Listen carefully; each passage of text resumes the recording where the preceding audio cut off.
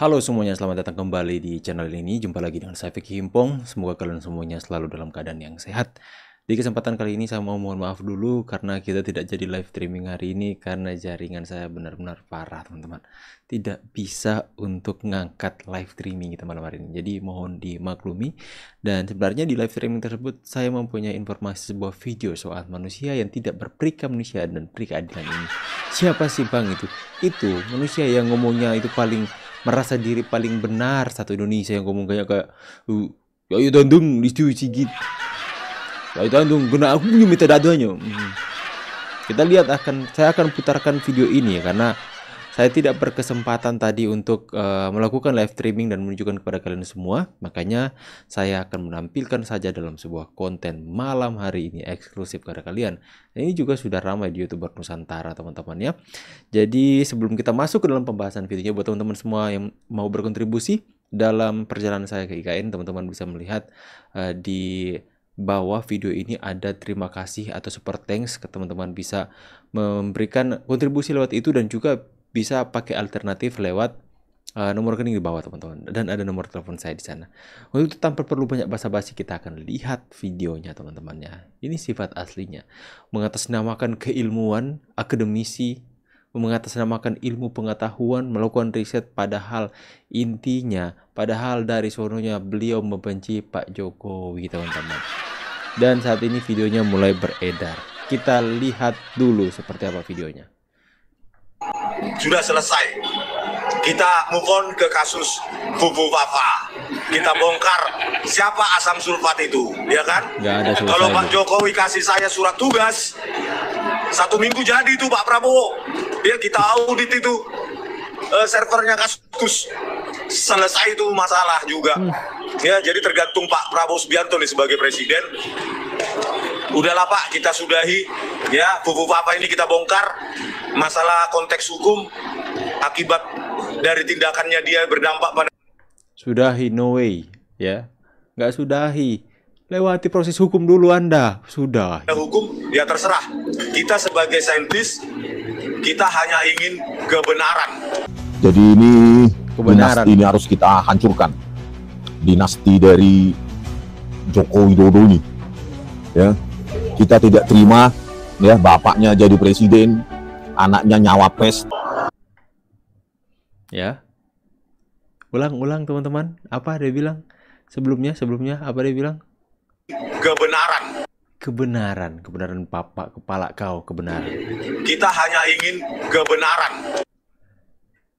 ingin kebenaran otak kau itu, kebenaran. Langsung nih dikasih paham, langsung diputar rekam jejaknya. Kebenaran, Anda hanya ingin menyalurkan kebencian Anda kepada Pak Jokowi. Ada rekam jejaknya. Anda tidak senang kepada Pak Jokowi dan keluarganya. Bukan demi kebenaran, bawa-bawa kebenaran. Orang kayak ini gak tahu malu, teman-teman ya. Coba hadir dulu di undangan. Balas dulu undangannya Joshua MC Nambela dalam debat dengan pure ahli digital forensik. Coba hadir dulu dong besok. Kita ikut live streaming besok ya. Semoga jaringan bagus, teman-teman. Jadi ini dinasti ini harus kita hancurkan. Dinasti ini harus kita hancurkan. Ternyata berangkat dari kebencian yang termakan soal dinasti kemarin, teman-teman ya. Kan dinasti dari Joko Widodo ini ya. Kita tidak terima ya, bapaknya jadi presiden. Tidak terima Gibran menjadi wakil presiden. Makanya ribut, hina, fitnah Pak Jokowi hari ini ya, mengatasnamakan demi kebenaran. Kebenaran apa kebencian, bro? Kebenaran apa nggak terima kalah? kalah mau bilang kebenaran. Akademisi ilmu pengetahuan apa bullshit, teman-teman. Anaknya nyawapres. Jadi Prof, kita nanti suarakan lagi untuk membongkar siapa itu Bubu Papa ya. Setelah kasus ini ya, UGM mengakui bahwa Pak Jokowi terdaftar di program Sarjana Muda ya, tidak mungkin punya skripsi seperti itu dan tidak menulis skripsi kalau Sarjana Muda. Maka kita selesaikan sampai di sini ya. Silahkan kalau dampak hukum tata negaranya bagaimana, itu domainnya mereka, ahli-ahli hukum, bukan kami. Selanjutnya kita akan bongkar siapa itu Bubu Papa. Ya, dengan setiap pos itu banyak sekali vulgar-vulgarnya. Ya, apakah itu si asam sulfat? Jadi lewat ini teman-teman sudah mengetahui, sudah diagendakan kekacauan selanjutnya yang akan mereka lakukan. Ya, sudah diagendakan. Usai menyerang Pak Jokowi menjadi kegaduhan, menjadi perpecahan, dan usai semuanya itu mereka akan menyerang siapa? Gibran soal Fufu Fafa kembali. Akan membangun kembali narasi yang tentu saja akan terus-menerus gak akan habisnya.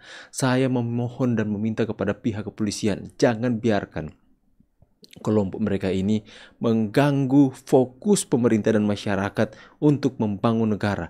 Karena mereka nggak akan habis-habisnya merongrong membuat kacau negara ini. Mohon Pak, penjarakan manusia satu ini Pak. Mohon nih. Ya, karena mereka sudah mengagendakan. Ya, apakah nanti ya saya berharap dia terjerat dan kepolisian harus tegas.